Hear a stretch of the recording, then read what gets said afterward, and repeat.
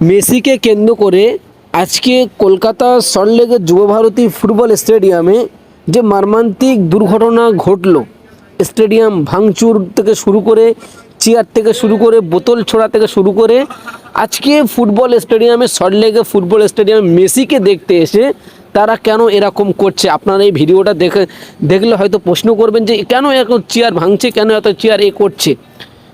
মূল কারণ হচ্ছে যে মেসিকে দেখতে প্রায় কেউ 4,000, কেউ 6,000, কেউ 8,000, কেউ 12,000 পর্যন্ত টিকিট কেটেছে তারা এক নজরে মেসিকে দেখবার জন্য।